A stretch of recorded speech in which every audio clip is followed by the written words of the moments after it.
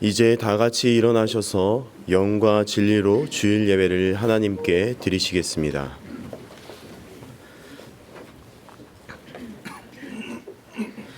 주의 빛과 주의 진리를 보내시어 나를 인도하시고 주의 거룩한 산과 주께서 계시는 곳에 이르게 하소서. 그런즉 내가 하나님의 제단에 나아가 나의 큰 기쁨에 하나님께 이르리이다. 하나님이여, 나의 하나님이여, 내가 수금으로 주를 찬양하리이다. 아멘. 할렐루야. 성소에서 주를 찬양하여라. 권능의 궁창에서 주를 찬양하여라.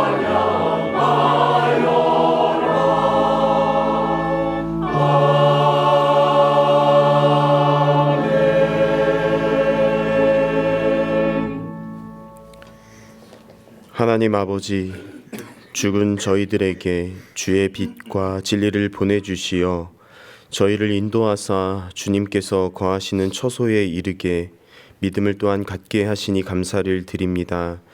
주님의 찾아오심과 주님께로 인도하심 모두가 전적인 하나님의 은총이 없이는 그 어느 것도 저희들에게 주어질 수 없는 것임을 알고 있기 때문입니다. 저희가 먼저 주님의 은총을 받은 사람들로 아버지 앞에 나아가 기쁨으로 하나님을 찬양하게 하시고 그것 또한 은혜임을 기억하며 하루하루 살아가게 하옵소서. 주님 앞에 예배드리는 이 시간 잡을 바 된 것을 잡으라는 세상의 소요의 귀를 닫고 잡은 바 된 것을 지키고자 움켜진 손을 펴니다. 오직 잡힌 바 된 그것을 향해 달려가고자 하오니 저희들 모두가 그리스도 예수 한 분만 집중하며 나아가는 시간 되게 하옵소서. 예수님의 이름으로 기도드리며 이제 우리 모두 주님께서 가르쳐 주신 기도를 감히 주님의 이름으로 담대히 드리오니 하늘에 계신 우리 아버지여, 나라의 임하옵시며 뜻이 하늘에서 이룬 것 같이 땅에서도 이루어지이다. 오늘날 우리에게 일용할 양식을 주옵시고 우리가 우리에게 죄 지은 자를 사하여 준 것 같이 우리 죄를 사하여 주옵시고 우리를 시험에 들게 하지 마옵시고 다만 악에서 구하옵소서. 대개 나라와 권세와 영광이 아버지께 영원히 있사옵나이다. 아멘.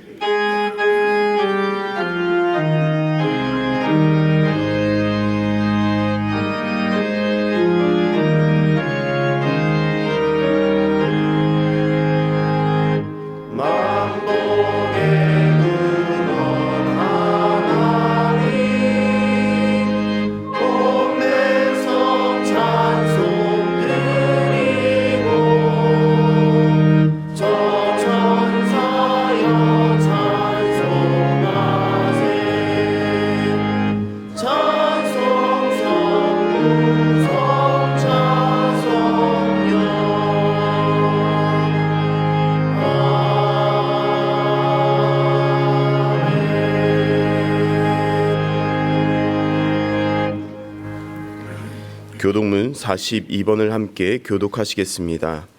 교독문 42번입니다.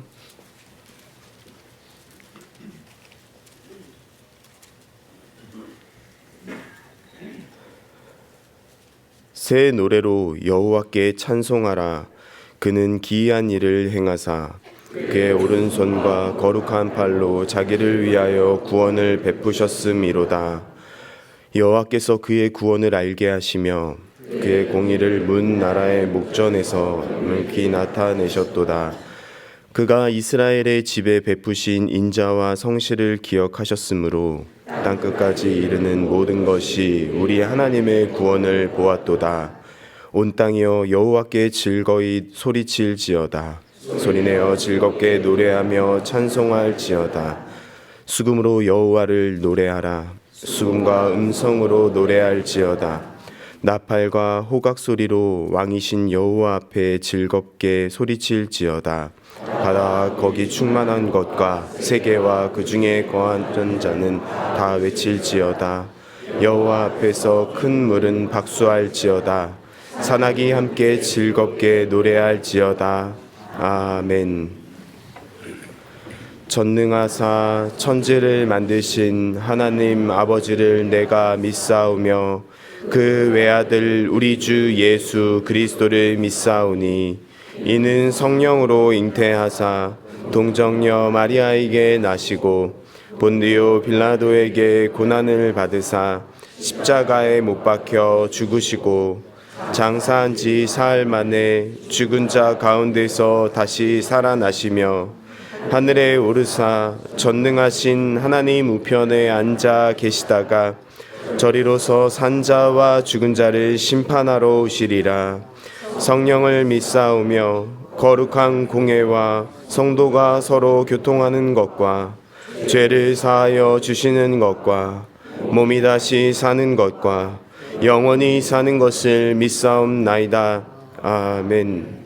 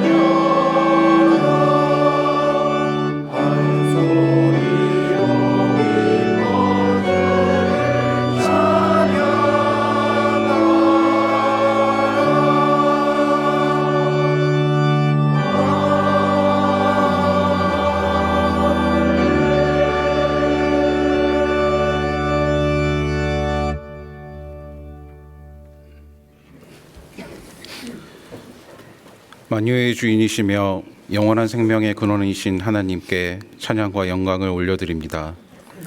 하나님 나라 밖에 있던 자격 없는 저희를 주 예수 그리스도의 십자가의 은혜로 죄사함을 얻게 하시고 그리스도의 부활하심으로 영원한 생명을 약속하신 은혜에 감사를 드립니다. 지난 한 주간 그리스도 안에서 세상의 빛과 소금의 역할을 감당하고자 다짐하였으나 녹록지 않은 세상살이에 내 것을 챙기기에 앞섰고 적당함이라는 쉬운 선택으로 세상과 타협하였음을 고백합니다. 성도로서 지켜야 할 본분을 외면했던 모든 부끄러운 순간들을 주님께 고백하오니 저희의 부족하고 못난 모습을 불쌍히 여겨주시고 긍휼을 베풀어 주시옵소서. 기후위기가 재난으로 이어지고 자국 중심주의가 심화되는 가운데 대한민국은 대혼란의 소용돌이 속에 있습니다. 전통적 가치와 윤리가 붕괴되고 권위가 상실해 가고 있는 이 시대에 하나님의 공의와 진리가 바로 세워지기를 간구합니다. 어두운 세상에서 빛의 역할을 감당해야 하는 교회들이 오히려 하나님의 영광을 가리는 이 때에 모든 그리스도인들이 통회하고 겸손한 마음으로 하나님 앞에 바로 서고 바른 생각과 단정한 품행으로 세상의 빛과 소금이 되게 하여 주시옵소서. 선한 이웃으로서 소외받고 고통받는 이들에게 위로와 섬김 그리고 나눔을 실천할 수 있기를 원합니다. 오직 믿음과 순종으로 복음 전파에 온 생애를 바치신 선교사님들의 신앙과 정신을 본받아 저희 100주년 기념교회는 한국 기독교 100년을 향한 바른 길닦기 사명을 감당하고자 합니다. 그리스도의 몸인 이 교회의 모든 성도들이 같은 마음으로 함께 이 소명을 감당하되 구원의 은혜에 빚진 자의 마음으로 자기를 부인하고 겸손과 성실로서 감당하게 하여 주시옵소서. 교회 안 곳곳마다 밑가지로서 맡은 자리에서 최선을 다하시는 목회자분들과 봉사자분들에게 하나님의 복을 충만히 내려주시고 교회 내 여러 봉사의 자리들마다 자원하는 성도들로 채워질 수 있기를 기도합니다. 아도나이 성가대의 진실하고 아름다운 찬양과 모든 성도가 영과 진리로 드리는 이 예배를 기뻐 받으시고 정한조 목사님을 통해 들려주시는 말씀이 모든 성도에게 위로와 감동이 될 뿐만 아니라 세상 속에서 올바른 신앙으로 잡힌 바 된 그것을 잡으려고 달려가기 위한 길잡이가 되어주시기를 간구하며 이 모든 말씀 주 예수 그리스도의 이름으로 기도드립니다. 아멘.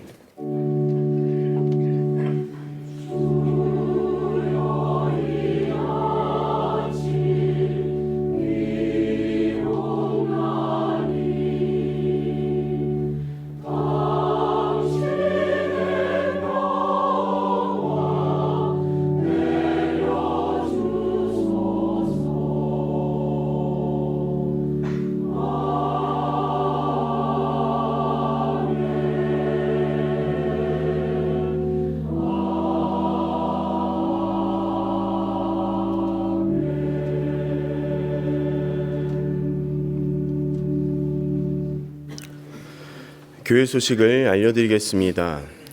양화진 봉사관 증축 공사로 주일 2부 예배 공간이 부족합니다. 2월에는 작년 1교구, 2교구, 3교구 교우님들께서는 예배 시간을 1부와 3부 또 4부로 옮겨주시기를 부탁드립니다. 정한조 목사님이 인도하는 제29기 새신자반과 제28기 성숙자반, 제23기 사명자반이 3월 4일부터 10주 동안 매주 화요일 오후 8시와 수요일 오전 10시에 무료로 개설됩니다. 예수 그리스도 안에서 바른 삶을 살기 원하시는 분은 누구든지 참여하실 수 있습니다. 수강을 원하시는 분은 신청해 주시기 바랍니다. 화요일 새신자반 강의는 현장과 온라인으로 정한조 목사님이 직접 인도하시며 그 외의 강의는 온라인 녹화 영상으로 진행됩니다. 3월부터 각종 프로그램이 시작됩니다. 자세한 내용은 주보를 참고하시어 신청해 주시기 바랍니다.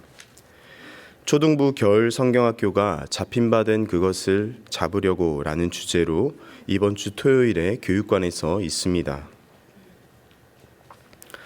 성가대원을 모집합니다. 하나님을 찬양하는 사역에 재능과 소명을 가지신 분들의 많은 지원을 바랍니다. 봉사를 원하시는 분들은 신청해 주시기 바랍니다. 오홍식 목사가 내일부터 3개월간 안식월을 갖습니다. 기타 봉사팀 모집 내용과 나머지 교회 소식은 주보를 참고해 주시기 바랍니다.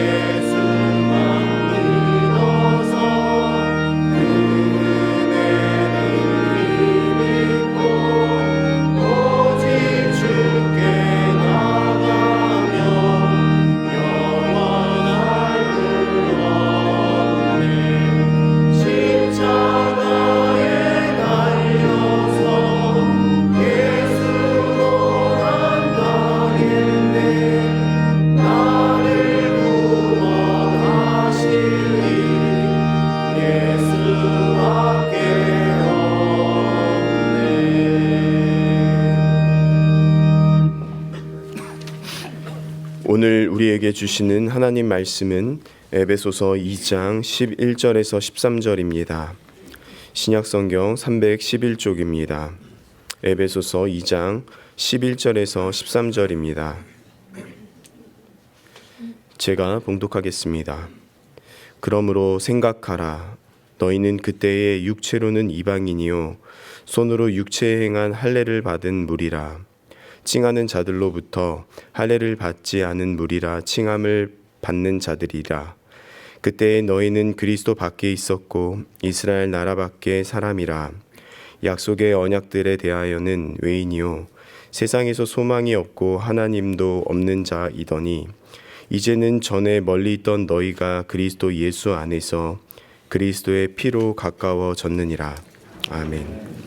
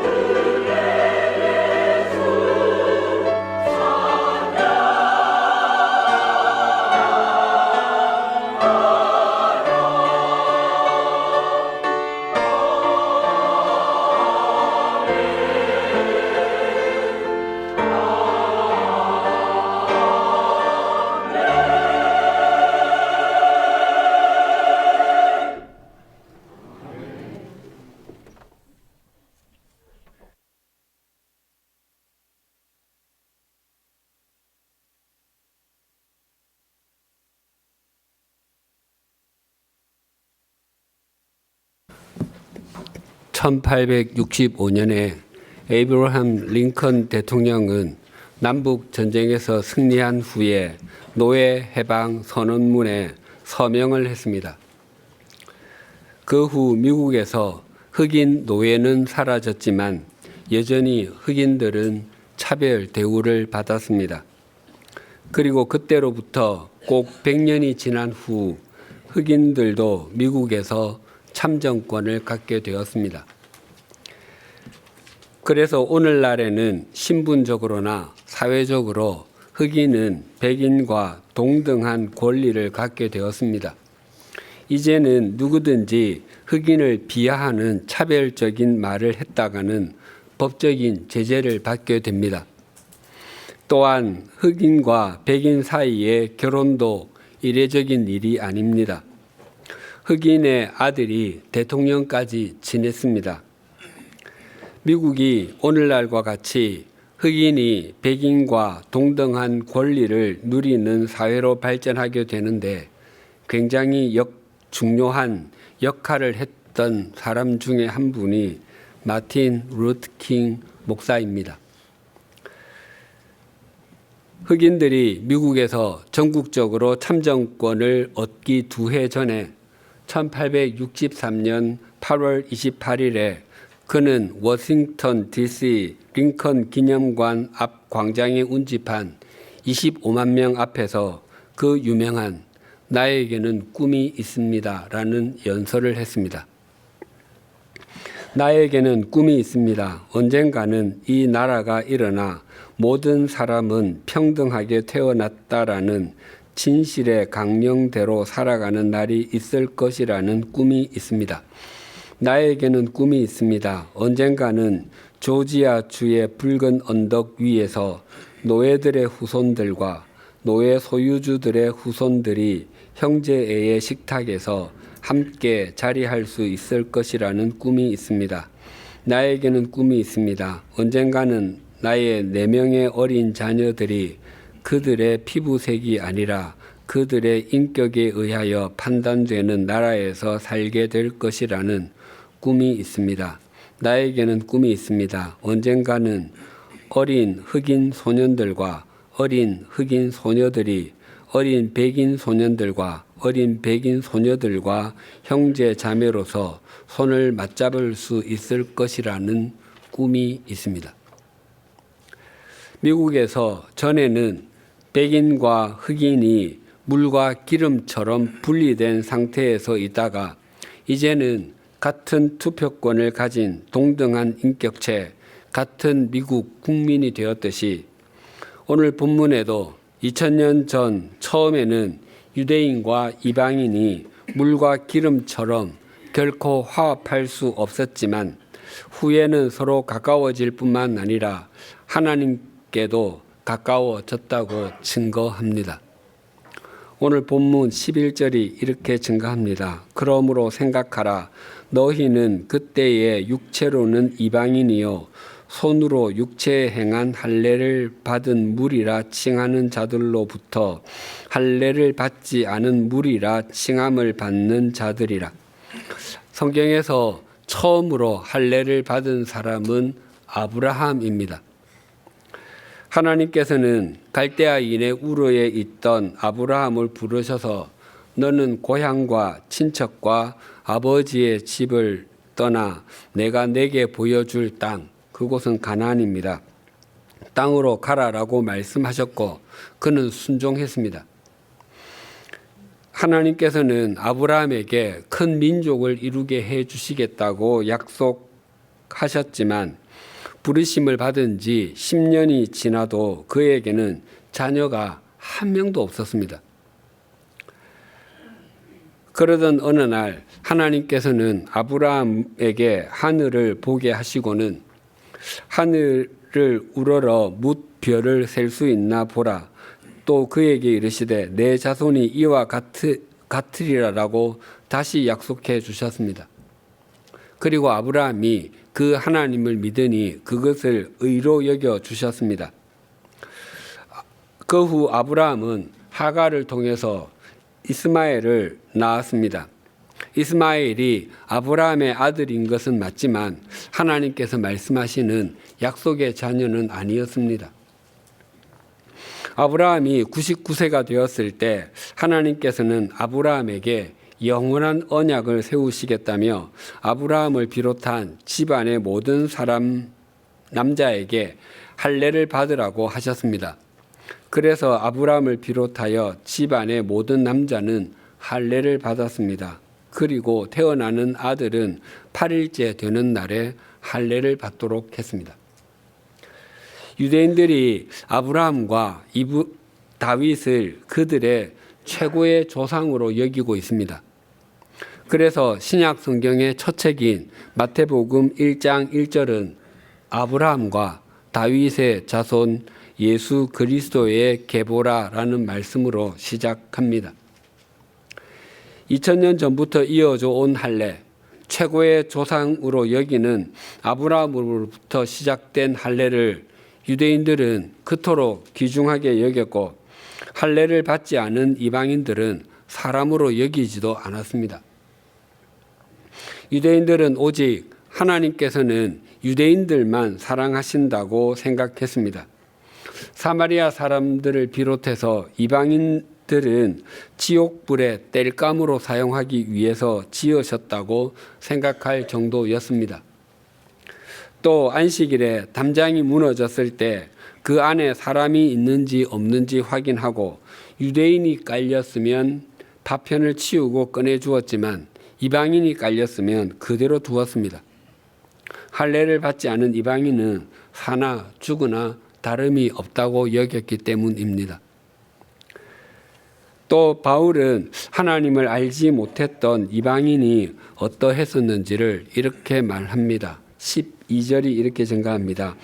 그때의 너희는 그리스도 밖에 있었고 이스라엘 나라 밖의 사람이라 약속의 언약들에 대하여는 외인이요 세상에서 소망이 없고 하나님도 없는 자이더니. 바울은 이방인의 상태를 5가지로 말하는데 그리스도 밖에 있었고 이스라엘 나라 밖의 사람이었고 약속의 언약들에 대해서 외인이었고 세상에서 소망이 없었고 하나님도 없었다고 합니다. 이것들은 그리스도 밖에 있었고에 다 걸립니다. 즉 거기에 다 포함이 됩니다. 세상에 있는 사람을 둘로 나누면 그리스도 안에 있는 사람과 그리스도 밖에 있는 사람이라 할 수 있습니다. 그리스도 밖에 있는 사람은 이스라엘 나라, 즉 이스라엘 공동체에 속하지 못한 사람이고 하나님의 언약과는 무관한 사람입니다.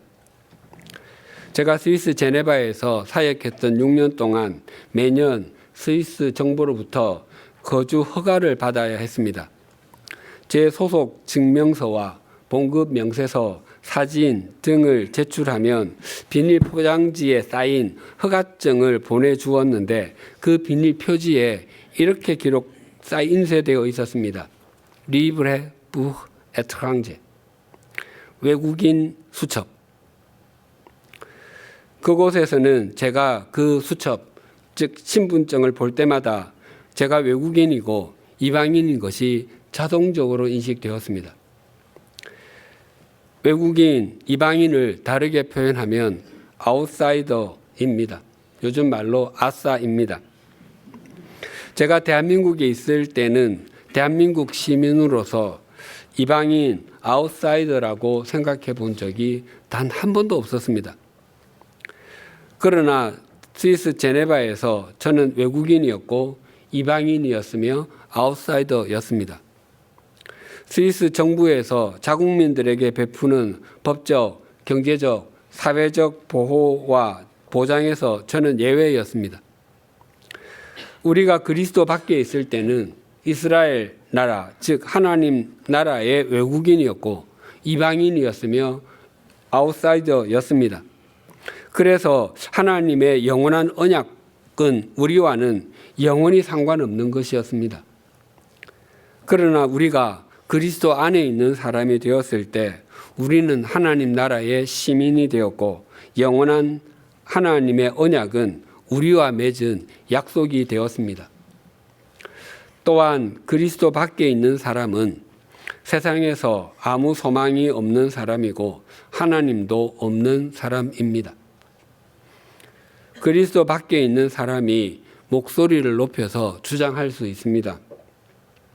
나는 그리스도 밖에 있어도 지금까지 잘 살아왔고 앞으로도 잘 살아갈 수 있습니다. 그리고 내가 가진 소망을 어느 정도 이루며 살아왔습니다. 또한 하나님이 없어도 지금까지 살아오는데 아무 문제가 없었고 앞으로도 그럴 것입니다. 그러나 자신이 할 수 있는 것이 아무것도 없다는 절망감이 엄습해 올 때, 다른 사람은 알 수 없는 일로 소파에 털썩 주저앉아 깊은 한숨이 쉬어질 때, 죽음의 그림자가 깊이 드리워질 때, 갈기갈기 삶이 찢어져 어디서부터 어떻게 꿰매야 할지 도저히 알 수 없을 때, 그런 이유 등으로 그리스도께 항복을 선언하고 그리스도 예수를 자신의 구세주로 영접하며 그리스도 안에 있는 사람이 되어 하나님 나라의 시민, 영적인 인사이더가 되고 나면 알게 됩니다. 자신이 소망 없이 살아온 것과 하나님도 없이 살아온 것이 얼마나 끔찍한 일이었고 하나님 앞에 얼마나 큰 범죄였는지를 깊이 회개하게 되고, 그런 자신을 그리스도 안으로 불러주신 것에 대해 깊이 감사하게 됩니다. 할례를 받지 않은 무리라 불렸던 사람들이었고 그리스도 밖에 있었던 사람들이라 불렸던 우리가 지금은 어떻게 되었는지 이렇게 말씀합니다. 13절이 이렇게 증가합니다. 이제는 전에 멀리 있던 너희가 그리스도 예수 안에서 그리스도의 피로 가까워졌느니라. 11절과 12절에 공통적으로 나오는 말은 그때에입니다. 하지만 13절에서는 이제는으로 바뀌었습니다. 우리가 그리스도 밖에 있을 때는 그때의 사람이었다면 그리스도 안으로 들어온 이후에는 이제는의 사람이 되었습니다. 또 이 구절에서 대조가 되는 두 단어는 멀리와 가까이입니다. 우리말 성경에는 멀리와 가까워지다의 단어가 떨어져 있지만 헬라어 성경에는 두 단어가 나란히 나옵니다. 마치 어떤 물체가 멀리 있어서 잘 보이지 않았는데 카메라 렌즈로 줌인하여서 그것이 마치 가까이 있는 것처럼 보입니다. 아니, 실제로 멀리 있던 우리를 하나님께로 가까이 데리고 오셨습니다. 그래서 유대인과 이방인이 함께 하나님께로 가까이 있게 되었습니다. 예수님께서는 스스로를 의롭다고 확신하고 다른 사람을 멸시하는 사람들에게 이런 비유를 들려주셨습니다. 누가복음 18장 10절에서 13절입니다. 두 사람이 기도하러 성전에 올라가니 하나는 바리새인이요 하나는 세리라. 바리새인은 서서 따로 기도하여 이르되 하나님이여 나는 다른 사람들 곧 토색, 불의, 간음을 하는 자들과 같지 아니하고 이 세리와도 같지 아니함을 감사하나이다. 나는 일회에 2번씩 금식하고 또 소득의 11조를 드리나이다 하고 세리는 멀리 서서 감히 눈을 들어 하늘을 쳐다보지도 못하고 다만 가슴을 치며 이르되 하나님이여 불쌍히 여기소서 나는 죄인으로소이다 하였느니라. 바리새인을 비롯한 당시 경건하게 살려 했던 유대인들은 하루에 3번, 오전 9시, 오후 3시, 그리고 해질 때 성전에 올라가 기도를 드렸습니다. 기도하러 성전으로 간 바리새인은 다른 사람을 토색, 즉 사람을 착취하거나 강제로 재산을 빼앗는 것을 하지도 않았고, 불의, 자기 이익을 위해서 법에 어긋난 일도 행하지 않았으며, 간음, 정결한 삶을 살며 성을 오용하거나 남용하는 일도 저지르지 않았다고 고백했습니다. 뿐만 아니라 일주일에 금식을 2번이나 할 정도로 경건했다고 기도합니다. 이스라엘 백성은 공식적으로 1년에 한 번 7월 10일 대속죄일에 금식했습니다. 그날에 지난 1년 동안의 삶을 참여했습니다.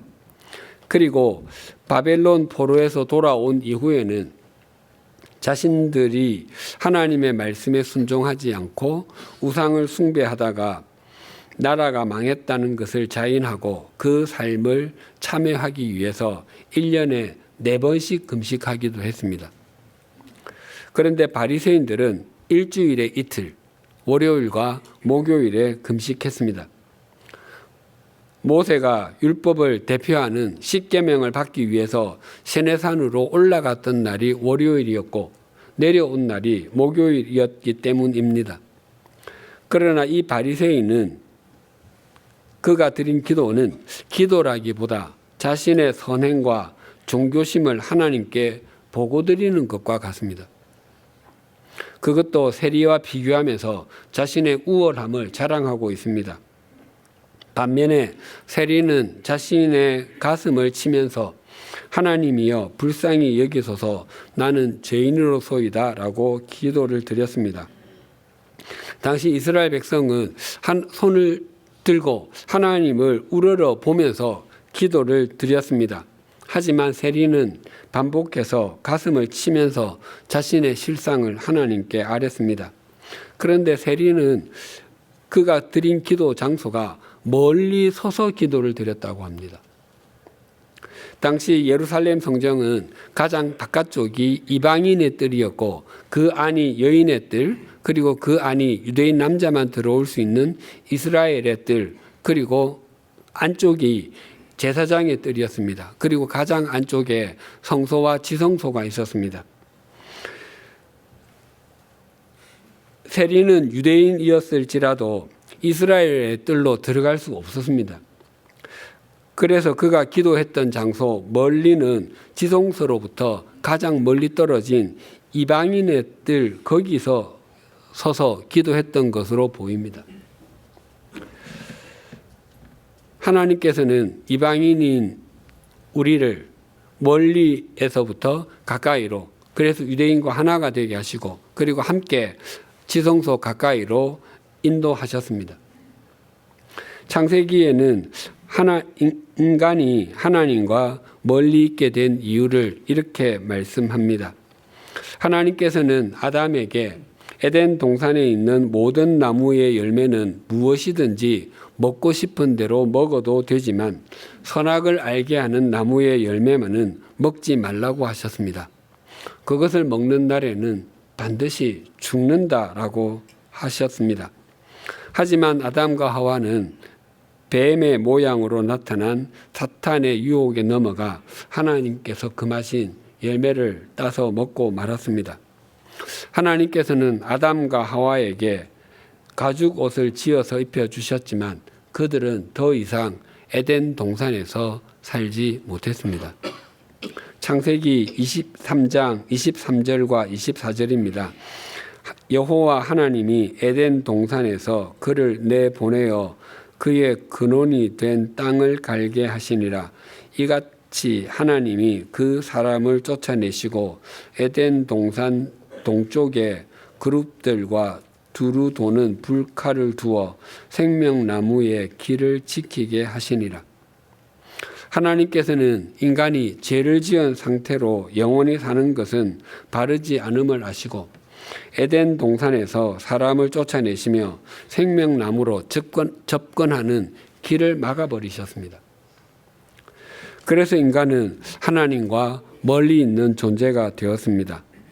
하지만 우리는 예수 그리스도 안에서 하나님께로 가까이 나아갈 수 있게 되었고 영원한 에덴 동산, 새 하늘과 새 땅을 소망하며 살게 되었습니다. 본문 13절을 다시 봉독하겠습니다. 이제는 전에 멀리 있던 너희가 그리스도 예수 안에서 그리스도의 피로 가까워졌느니라. 우리를 하나님께로 가까이 가도록 만들어 준 것은 그리스도의 피입니다. 이 구절은 신약 성경의 내용을 딱 한 문장으로 요약한 것과 같고 기독교 신앙의 핵심을 한 문장으로 정리한 것이기도 합니다. 또한 에베소서 2장은 이 13절의 해석이라고 해도 과언이 아닙니다. 그리스도 예수 안에서 그리스도의 피로 이것보다 우리의 신앙의 핵심을 더 잘 정리할 수는 없습니다. 앞에서 말씀드린 바리새인과 세리의 기도 비유에서 바리새인은 스스로의 노력과 능력으로 하나님께 가까워질 수 있다고 생각했습니다. 그러나 예수님께서는 자신의 죄성을 깊이 절감한 세리가 하나님께로 더 가까이 갔다고 말씀하셨습니다. 우리가 이렇게 하나님께 가까이 와 있을 수 있게 됨은 그리스도 예수 안에서 이 그리스도의 피로 이루어진 전적인 하나님의 은혜입니다.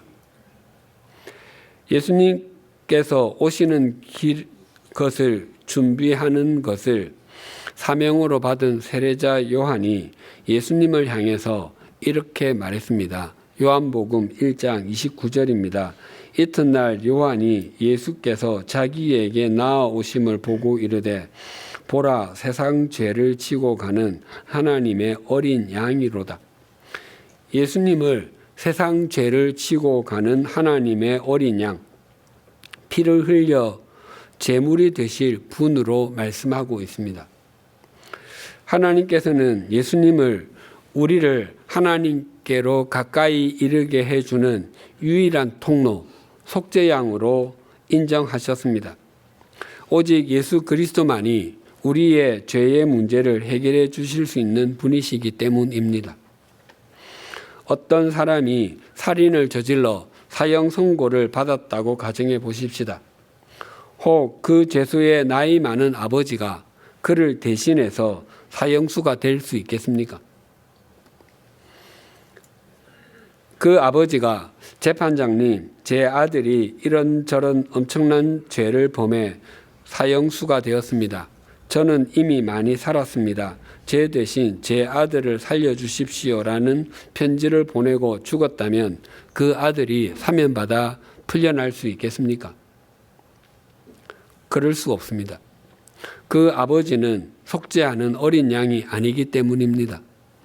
대한민국 법은 그것을 인정하지 않습니다. 속죄하는 어린 양이신 예수님은 우리의 신앙에 굉장히 중요합니다. 요한계시록에는 죽음을 이기시고 승리하신 그리스도가 아주 또렷하게 나타납니다.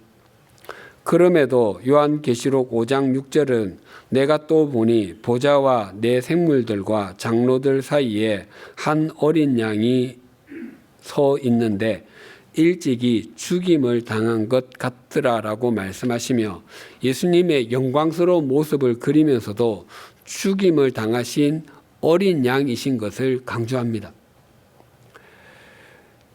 또 예수님께서 부활하신 후에 당신의 모습을 제자들에게 보이셨는데 못자국과 창자국을 그대로 보여주셨습니다. 예수님께서 상처가 없는 몸으로 죽음에서 부활하실 수 없었기 때문이었겠습니까? 결코 아닙니다.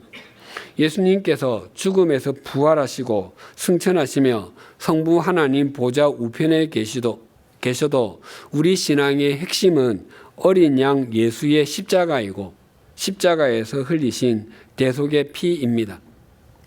요한계시록에서 하늘에서 드려지는 예배를 보여주면서도 예수 그리스도의 피, 죽임을 당하신 어린 양을 말씀하시는 것은 우리를 위한 예수님의 구속 사역은 영원히 유효한 것을 보여주시기 위함입니다.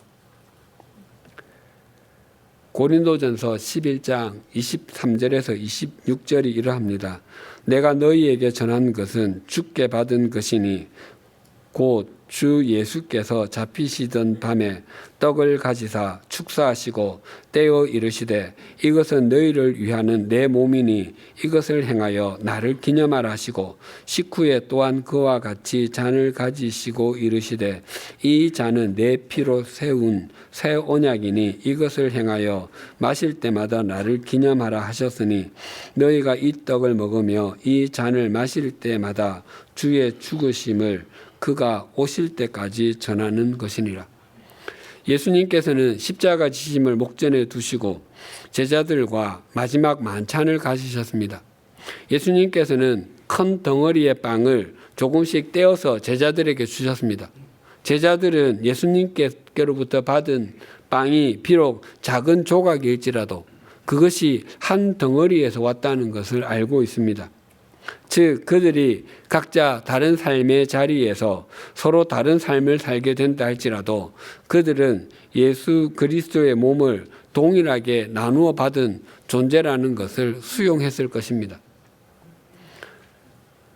예수님께서는 빵을 나누신 후에 잔을 취하시고는 동일하게 감사 기도를 드리신 후에 제자들에게 주시면서 이 잔은 내 피로 세운 새 언약이다 라고 말씀하셨습니다.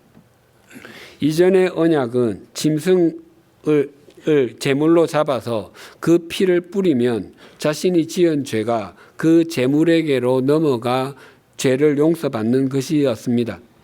그러나 제물로 드린 그 짐승의 피가 유한하기 때문에 그 속죄도 유한할 수밖에 없었습니다. 그러나 예수님의 피는 다릅니다. 그분은 죄가 없으신 분이시고 영원하신 분이시기 때문에 제물로 드린 그분의 피는 우리를 영원히 씻을 수 있고 또 우리를 영원히 인도할 수 있습니다. 그리고 하나님으로부터 멀리 있던 우리를 하나님께로 가까이 인도하셨습니다. 그래서 예수 그리스도의 피를 통해 영원히 용서를 받는 것이 새 언약이고 그 피는 주님께서 다시 오실 때까지 중요합니다. 우리는 예수 그리스도 안에서 그리스도의 피로 가까워졌고 하나님께도 가까워진 사람들입니다. 우리가 주일마다 예배를 드리고 구역에 속하여 구역 공부에 참여하게 되고 기도회와 성경 공부 등에 참여하는 이유는 하나님께로부터 멀리 있던 우리를 가까이 오게 하셔서 하나님 나라의 백성으로 하나님의 자녀로 삼아주심에 감사드리며 주님의 피 흘리심에 응답하는 삶을 사는 것이기 때문입니다. 우리가 주일 예배를 드리는 것을 정말 소중하게 생각해야 하는 것은 먼저는 다른 사람을 위해서가 아니라 자기 자신을 위해서입니다. 우리가 주일에 온 마음을 다해서 하나님께 예배 드리는 것을 소홀히 여기게 되면 어느 순간에 하나님으로부터 멀리 떨어진 자신을 발견하게 됩니다. 주일에 들려주시는 주님의 말씀을 통해서 한 주간 믿음으로 그리고 바르게 살아갈 힘을 얻게 됩니다. 또한 우리가 구역 성경 공부에 참여함을 통해서는 나와 같은 그리스도인이 어떻게 하나님과 가까이 있는 삶을 살아내고 있는지 확인하게 됩니다. 또한 세속적 가치관의 물결이 도도하게 흘러가는 이 세상에서 어떻게 신실하게 살아가는지를 확인하고 자신도 그렇게 살아가기를 소망하며 자신을 세우는 것입니다. 그래서 구역 공부에 참여하는 것도 참 중요합니다. 그리고 봉사야말로 자신이 하나님과 가까이 있다는 것을 입증하는 것과 같습니다. 또한 봉사는 우리의 믿음과 인격을 성숙하게 해주는 주님의 은총의 통로입니다. 우리가 누군가의 봉사를 통해서 섬김을 받았다면 우리도 섬기는 것이 마땅합니다. 그것은 우리의 믿음과 인격이 성숙해지는 징검다리를 하나 건너는 것과 같습니다. 우리는 이러한 과정을 통해서 예배의 생활화와 생활의 예배화를 이루어 갑니다. 우리는 본래 하나님으로부터 아스라이 멀리 있어서 결코 우리의 능력으로는 하나님께 가까이 올 수 없는 존재였지만 그리스도 예수 안에서 그리스도의 피를 통해서 하나님께로 가까이 와서 하나님의 나라의 백성이 되고 하나님의 자녀가 되었음을 잊지 마십시다. 그래서 우리가 누군가를 주님께로 이어주는 연결고리로 산다면 그것보다 더 잡힌 바 된 그것을 잡으려고 달려가는 삶, 그보다 더 주님의 통로가 되는 삶은 없습니다. 기도하시겠습니다. 하나님 아버지, 본래 그리스도 밖에 있었던 우리는 하나님 나라에 들어가지 못하는 외국인이었고 이방인이었을 뿐만 아니라 영원한 아웃사이드일 수밖에 없었으며 하나님의 약속과 보호하심, 인도하심과는 전혀 상관이 없었습니다. 그래서 영원한 삶이 무엇인지도 몰랐고 하나님이 없는 삶을 살 수밖에 없었습니다. 그런 우리를 그리스도 예수 안에서 그리스도의 피를 통해서 하나님과 가까워지게 해주셔서 감사합니다. 우리가 하나님께로부터 멀리 있던 삶에서 하나님께로 가까이 옮겨진 것이 분명하다면 그때의 삶을 청산하게 하시고 이제는의 삶을 신실하게 살아갈 수 있게 하여 주시옵소서. 한순간이라도 그때의 삶을 그리워하거나 되돌아가는 어리석음을 범하지 않게 하여 주시옵소서.